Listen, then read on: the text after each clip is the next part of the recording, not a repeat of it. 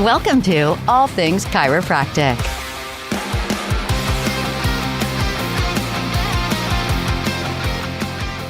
Welcome to another episode of All Things Chiropractic. I'm Paul Andrews. And I'm Dr. Mark Davini. Welcome all.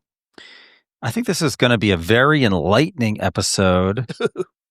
The National Board of Chiropractic Examiners, every, 5 years, does a practice analysis of the chiropractic profession. A lot of federation and federation-like organizations do this. Certainly the Massage Federation does this. And we have found, I think, the information somewhat not shocking. Some of it kind of is. Enlightening, all of it for sure. Well, and always coming from the position that knowledge is power. And if you know where your practice is, in a sense, compared to the national averages or the national statistics, so to speak, it gives you a good sense of where you are and where you might want to go. I think this is critical information for goal setting. It's important to know exactly what is going on out there in the profession and how do you stand up or compare to what's going on outside. So knowledge is power here for sure. What I like about it, it's not the insurance companies doing a practice or professional analysis. It's the profession doing it for themselves. There you go. And we're going to break down some of this very interesting data for sure. First, though, why don't Dr. Davini, since you're the chiropractor in the room, just give us a little overview of this chiropractic profession analysis? Well, it's a fairly lengthy document and a lot of heavy reading, but again, a lot of nice graphics and charts to bring your mind to where you need to go. But they give you an overview. They talk about how they created this. They talk about the demographics of those that participated in the study, and so that you get a good sense that it is a nice cross section of practitioners out there. It's not this we'll say limited viewpoint of chiropractic. They talk about the different characteristics of the practice settings and patient characteristics, all, I think, critical information, especially when you're doing your practice building or practice planning. They talk about the different types of treatments that are out there and how practices are implementing different services. Very important today, especially in the world of covered and non-covered services. And they talk about conditions. What is it that we actually treat as a profession? It's interesting. It's what one might expect, but then there are a lot of other things out there that certain chiropractic groups, in a sense, have sort of segmented them out too. So that's interesting to know. Scientific, ethical, and practical practices, which describe the science of chiropractic and evidence-based practice, how it's mostly an integration of not just what you know, but what you experience and what you gain as you go along in practice. They talk all about different things, which we'll kind of break down in a little bit, but strongly recommend that you download this study and look it over, especially if you're sitting down and doing your strategic planning for the next year. And you could say, okay, this is a lot with what we have to know in order to have a good guide on where we should be going. You know what I'll do is I'll put a link to this study on our allthingschiropractic.com website so you guys can find it much easier. Perfect. There you go, right there. So the methodology was this functional job analysis approach. And what I liked also was that they included the stakeholders, organizations in the profession, which really reach out to the individual practitioner as well. So not all jobs functional. Well, okay, there's a lot of places I could go with that, but I am going to just... It's kind of like that commercial. All cupcakes, just mini cakes. Beep, beep. I'm backing away from the comment. All right, so I've earmarked a lot of spots in here, but I want to make one overarching comment about this study. Did you notice there was one, I thought, glaring thing missing from this study? Now I'm intrigued. Well, maybe it's because of where we're coming from.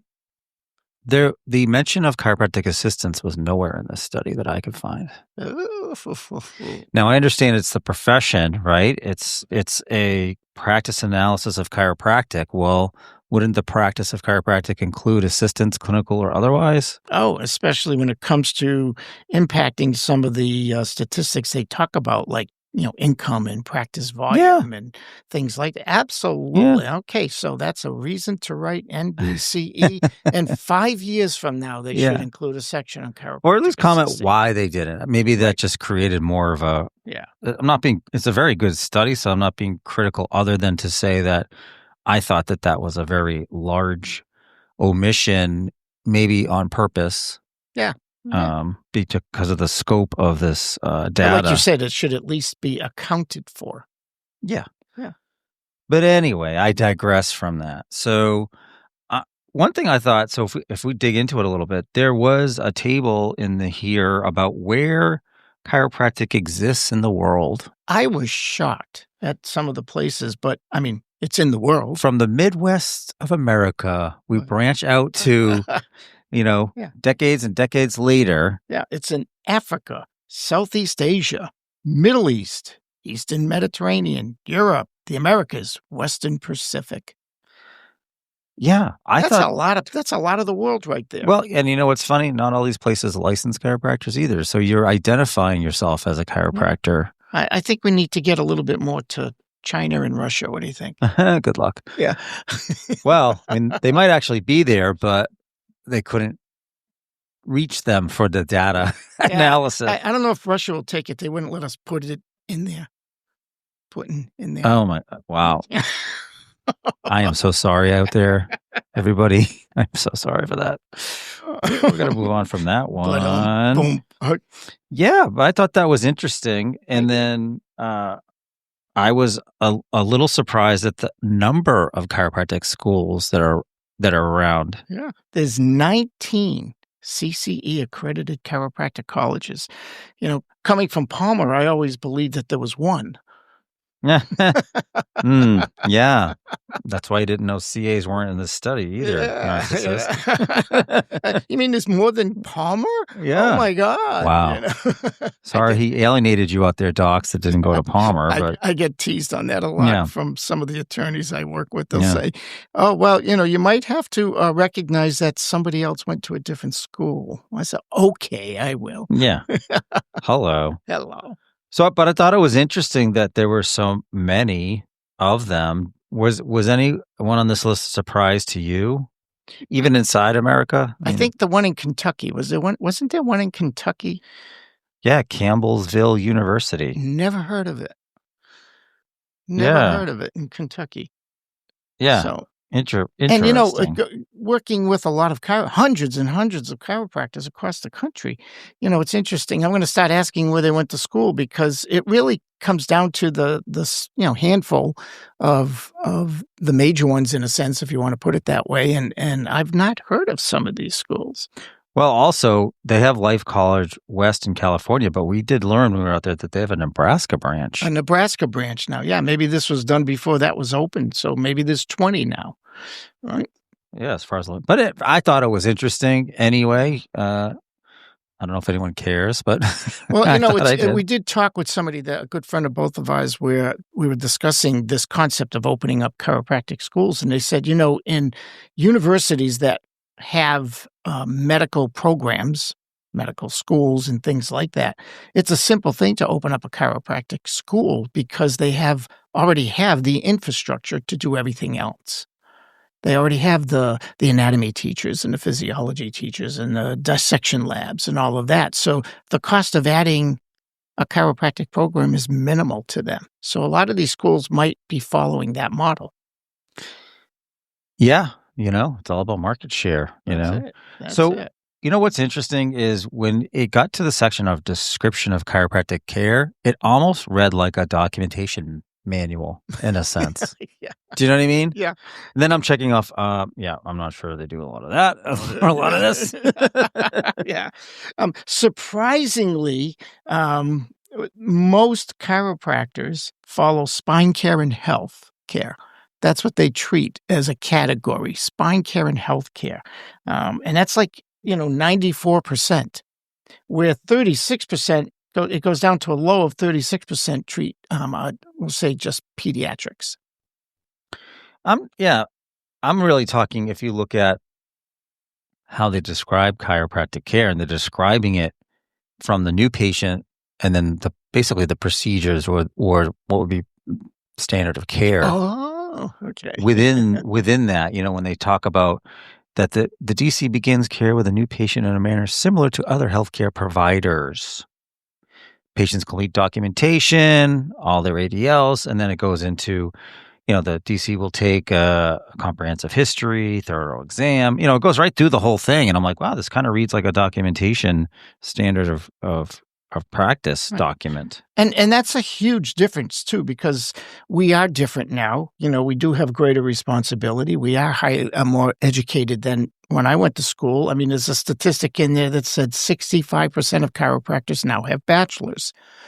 That wasn't the case when I went to school. I have my bachelor's, and I was one of the few in the class. It was a very small percentage of my class had bachelor's degrees because they weren't required as a prerequisite. They're still not technically required, but most 65% now have bachelors. So with that comes this higher level of education, and with that comes the understanding for things like what you just said. Well, and I know oftentimes that figure, what happens my buddy did it. They go to 2 years of undergrad, then they start chiropractic school, and then they find a college that will consolidate their credits and just give them a bachelor's. And give them a bachelor's, yeah. A college they never actually even went to. Literally. Okay, you're not going to touch that. I know. It's like it happens. Medical doctors do the same thing. They go through their medical school and at the same time get a PhD in research or whatever. Right. It's kind of concurrent with the curriculum. So it's not an uncommon practice for sure. It was interesting too, because we talked about this in other episodes about the variety of care approaches in chiropractic, right? You put 100 chiropractors in a room, you get 100 different types of care almost. Right. And the study really traces it back to scope of practice and how each state battled to get licensure and how that in itself created variances in practice. I thought that was and it goes, a lot of it can be you can relate a lot of it to the Federation of Chiropractic Licensing Boards, where they're trying to create some standardization of certain criteria for chiropractors so that you're not going from one state to the next and, over here I can do this, but over here I can't do that. Over here I need to take, 12 parts of a state board, and over here I just have to pass a 20-question jurisprudence test like in Massachusetts.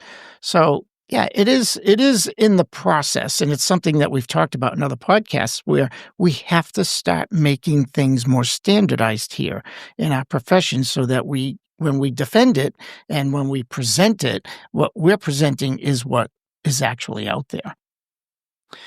Exactly. So as I progressed through this study, I thought it wasn't surprising but interesting about the settings in which the care is rendered, and that tons and tons of it's solo practitioners still. Tons.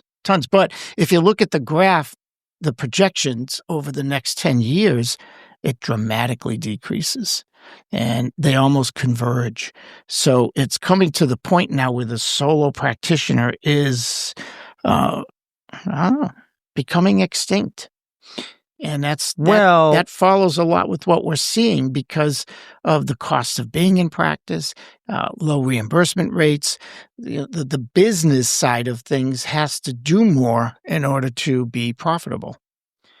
What I find interesting in that chart is that from 2014 to 2024, it's a 10-year stretch, sole proprietor practice dropped about 25%. Yeah. That's what's shocking to me. Yeah. Because that really still is the place where chiropractors end up mostly. And I think a lot of it is because there's not a huge amount of opportunities elsewhere. Yes, there's group practices, there's franchises, but you don't have all these other areas that, like my wife who's an OT. She can work in home, she can work in school, she can work in hospital, she can work in nursing homes. I mean, the list goes on, and OTs almost never go out on their own. It's actually completely opposite chiropractic. Right. So, and also what I thought, because we've talked about generations, right, in other episodes. The U.S. Bureau of Labor Statistics projects a 10% increase in the employment of chiropractors by 2033, so a 10% rise in opportunities. Yet, that survey also shows that approximately 60% of the current practitioners will be eligible for or will be retired by 2035. Right. Talk about a huge gap. Right. And that actually will, in a few minutes, just even start talking about income and things like that. That's where it all comes from. All of a sudden, it's become a good job, meaning people can come out of school, and if they go work for a multi-doctor practice, they can make a decent living with it. But the entrepreneurial aspect of chiropractic is diminishing. And that was a big part of when I started practice, that you were your own boss, that you were your chief cook and bottle washer, and you felt entrepreneurial, and you worked to build your practice and make it successful from all aspects. And now it's turning into a good job. Well, according to the study, they anticipate more opportunities in hospitals and interdisciplinary settings. But that's an anticipation. That's not a reality And yet. the bottom line is those circumstances generally create the work environment is a salary of some type. Yeah, you may get bonuses here and there, but I mean, they're going to pay you. So it fits the generations that are coming, up or the up and coming generations, I should say, where there is less entrepreneurial spirit and more security spirit. So to be able to work for somebody and you know what you're going to get, you know what your pay is, and you can work towards some bonuses, but for the most part, it's secure and it's predictable. And that fits what we see going on out there a lot. What's interesting too is under the technology section, I was expecting a lot more comment on AI, but there wasn't a ton. It really just said that, the advent of AI will create challenges and improvements in diagnosis, therapeutics, and clinical outcomes. Well, the good thing of that no is we know kidding. the report wasn't generated by AI then. Right. It might have been written, but not generated. I don't know. But I thought that was interesting because when we just talked about this huge gap in chiropractors that we anticipate through this report, AI might be filling a lot of that gap, just like in a lot of sectors. Exactly. Exactly. It'll be interesting 5 years from now when they repeat this study, the impact AI has on all of these statistics. AI will do the study. It will be fine. Yes. Nothing to see here. Yeah. I'll be back. Yeah. So what was also curious about sort of the breakdown and the types of settings, even though sole proprietors still dominate the chiropractic profession, they anticipate, in another 10 years that associateships will really come really close to neck and neck with sole proprietors, but business partnerships coming up too. So I thought that was a lot more growth in non-chiropractic owned chiropractic businesses. And that's what I kind of piggybacks off what we just said, that there will be more job opportunities for chiropractors as the future progresses on. But there won't be as many solo practitioners and solo offices where, again, back in the day, that was the most common scenario, was we all had our own offices. And what you're going to see now is a lot of, we'll say, corporate influence to the chiropractic profession. And we've seen it. We all know it. It's out there. And that's just going to keep increasing. But with it will be the job opportunities too. So, well, and pivoting from that, we talked about this in our chiropractic and politics episode. The study shows that there's an anticipation that chiropractic leaders and influencers will continue to take a prominent role. You mean like us? I think maybe younger people, younger than us, definitely younger than you, but yes, younger than us. But as chiropractic education and service, becomes more and more integrated, awareness, things like that, that the study anticipates that there will be an improvement to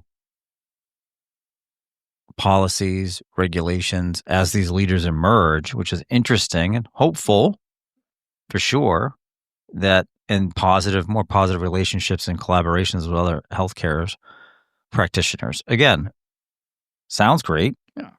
Well, here's some other facts that kind of won't shock you or may shock you, who knows, but we're still a male-dominated profession. That kind of shocked me because, it seems like there's way more female practitioners out there than I have ever remembered seeing, but it's still about 70% male-dominant profession right now, But let's get down to, the nitty-gritty, right? Because this one did kind of shock me, the next two groupings, in a sense. The income of chiropractors. If you look at 14% make less than $50,000 a year, and I'm assuming those are mostly part-timers, hopefully, right? 39% make $50,000 to $150,000. So the bulk of us are fitting in that category, right? Another 28% make $150,000 to $250,000 a year, and this is reportable income. And 20% are greater than $250,000 a year. So that's a pretty nice spread, I believe, still. It was a little surprising to me because, honestly, sometimes you wonder if it's getting less and less, but that is a nice little spread of the practitioners, and probably not a lot different than it's been right along. Those that are more aggressive or, say, entrepreneurial will make more, and those that are looking for a steady fixed income type of job will have the lower incomes. But for the most part, that wasn't totally shocking to me. What about you? It wasn't shocking, but it wasn't good, I don't think. To be honest with you, I looked up the medical doctor statistic just for comparison. And I have to say, you had to move over 3 or 4 graph bars before you got to the same sort of spread. So there were more commas in their numbers for sure, but yes. And so to me, it really showed that chiropractors are not paid enough. They're not reimbursed enough for the education and the commitment that they make. It was I guess it was encouraging in the sense that there were more hitting the 6 figures than not, but in today's day and age, that isn't really too much to tout for. What I thought was interesting is they broke down the median income by state. Yes. And I have to say, Michigan is hitting it out of the park. Right. It's off the chart. It is. Literally, Michigan. I don't know what's going on in Michigan, but we got to head over there and see what's happening. We were just in Detroit. I didn't notice it. But the best kept secret in chiropractic seems to be Michigan and New Jersey. New Jersey. Yeah. And then surprisingly, Alabama was third in the median income. Yeah. And to me, Alabama would be the place to be because I'm assuming, correct me if I'm wrong, that Alabama's cost of living might be a little less than some of these other states, like in New England. It's the big migration state of the country right now is Alabama and Tennessee. So everybody's moving to Alabama and Tennessee. Well, and as protective as Florida is about their licenses, they weren't really smashing it out of the park, unfortunately. So, but I was surprised at some of the lower ones, like South Carolina, Utah, and Vermont were the lowest. Well, very rural in Vermont, so, you got to travel think that far. There's a lot of, the mindset in Vermont would be very supportive of chiropractic, so you'd think population would use it. But again, they're just using dollar figures versus cost of living ratios. Yeah, they probably charge $4. You know what I mean? Like they can make less but live better because the cost of living might be a lot different there. But let's translate that into numbers about patient volume. Because again, everybody, I believe, focuses way too much on patient volume when they really should be focusing on income, because it doesn't matter how many people you see if you're not making a living, correct? So, but it looks like 61% of chiropractors see less than 100 visits a week. That's a dramatic decrease from the previous study of NBCE 5 years ago and from the study 5 years before that. There was a time where the average chiropractor saw about 120, 128 a week. Now we have 61% of the profession seeing less than 100 a week. Now, given the reimbursement rates, that will easily translate into the lower incomes that we were just mentioning.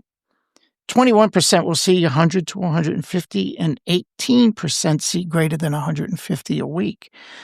So if you look at your practice and you say, okay, why am I not making a good enough living? You might be able to say, okay, I'm not seeing enough people, and I'm not getting reimbursed well enough. I mean, there's 1,000 reasons why your income isn't what it should be. But in this day and age, seeing less than 100 a week is probably a bit of a struggle, depending upon the state you're living in.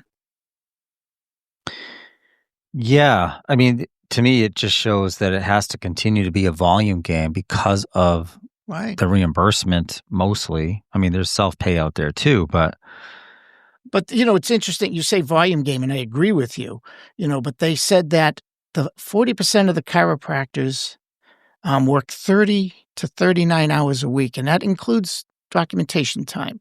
So 30 to 39 hours a week, and if you're one of those people that's seeing less than 100, you're putting in a full-time job, and then you say volume, all right, I need to see more people. Does that mean I have to work more hours? Or one of our future podcasts might be on how to generate new patients, but then how to be efficient about it and how to have patient flow. These things all matter now, like they used to. We used to always be conscious of flow and patient volume and reimbursement rates. And then we had that little period of time where everybody was fat, dumb, and happy.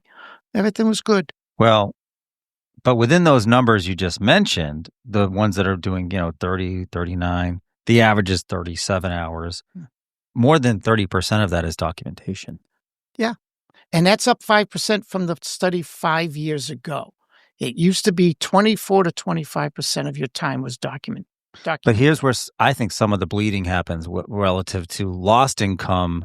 Mm-hmm. Only 7 hours on business management, personnel, and marketing. Right. And there's that, going back to the concept we just said, the entrepreneurial spirit is diminishing.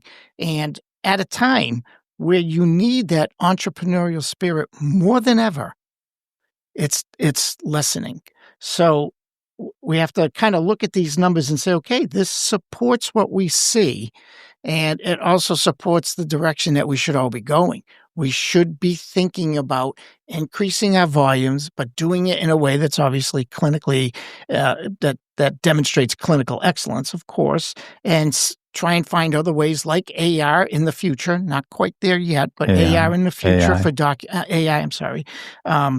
for documentation and things like that. Start really thinking about what it is we're offering our people and how we get reimbursed for those services. I don't think it was a surprise that less than half provide diagnostic imaging in their office today. Oh, I know. And this is a sore spot to me personally, because I'm a big fan of having X-ray in your office, and especially now with the advent of digital radiography. We did a podcast on this, so we won't belabor the point, but 41% of the practices in this country have X-ray. And when it comes to making people know what it is you're doing, you will know better what you're doing and how to make people understand chiropractic and what it can really do for them, which would increase your volume, which would increase your practices, which would increase your income. So it all kind of links together. These numbers all fit. I wish they'd broken this out a little bit more, because when they looked at the reimbursement categories, they said 78% of reimbursement for services came from private pay and private health insurance. Yeah, that doesn't help much. The majority was through private pay / cash payments, 41%, and then private insurance, Medicare and PI came in towards the end. Yeah. So I'm reading this as 41% was self-pay, but I wonder within the self-pay or cash, is it they maxed out their insurance? The allowable was less than the copay. Yeah. There's a lot in there that it's hard to know. And I know in a study this large, it's hard to dig in that much. Yeah. But that was an old statistical model that used to be used, and I don't know if it's used here, but doctors used to say, oh, I'm mostly self-pay or cash. But what they meant was that they have the insurance, they use the insurance till it runs out, and then they convert them to cash, which isn't the same as somebody coming into your office with no insurance at all and just self-pay from day one. So, yeah, I agree that number doesn't give us all the information that we would like to see. But were you surprised at the age breakdown? The age breakdown. Yeah. 4% of chiropractic, usage was by 5 years or younger. So, the little ones aren't getting the care. Because we're not doing what I keep saying over and over again, is educating your patients about the benefits of chiropractic. And that starts from day one. Chiropractic is a day one service that helps people become healthier, stronger, better in all ways, shape, or form. No, it's not the panacea of every ailment in the world. Of course not. But it is one of the things that we need to do, like food and water and exercise and sleep. All these things are important. And a sound nervous system is another one that's critical. Yeah, but I'm going to push back a little bit on that to say that it's one thing to educate the mom or the dad or the parent, but when you have a pediatrician directing them away from chiropractic, let's say, it's hard for them to challenge and it's that. Always been there. That's nothing new. And that's the challenge of educating your patients, because you're not trying to educate a pediatrician. They have spent their whole life being indoctrinated in a different way. So don't even bother. Just educate your patients and make them see the benefits of chiropractic. I think when you look at this graph, I think you see where we're going here. Those that say they don't want to work a lot with like geriatrics or older people, look out, because right now, 20% of the patients by age are 65 or older. 44% are between 31 and 64, but that 44% is aging. And so the majority, if you add up the majority there, that's 64% of the patient base is between 31 and older. And we're not getting any younger. Tell me about it. Right? So one last little statistic that we can throw out there before we close. But when it comes to the technique aspect of what we do, it said 6% are instrument assist only, which was a little surprising to me. I thought there would be more. 87% use both manual and instrument, and only 7% use manual only. So again, here we talk about all the differences in chiropractic that create confusion in the world. This is certainly something that contributes to that, because you can't go to two chiropractors and get exactly the same thing. But I think if I were to walk away from something with this whole study, is that it's telling us that we need to become more aggressive in our making patients aware of chiropractic and what chiropractic is. If we fall into that symptom-based pain relief model only, these statistics are only going to keep going down in a negative. All the statistics will be more negative in the next 5-year period, because there's a definite pattern here, and the pattern here is that we are not educating our patients. We are not making them understand chiropractic. We're not getting them to participate in the level that they should be participating in, and we need to go back to the days where we just pushed chiropractic into people's lifestyle and make it become something they do along with all the other good stuff.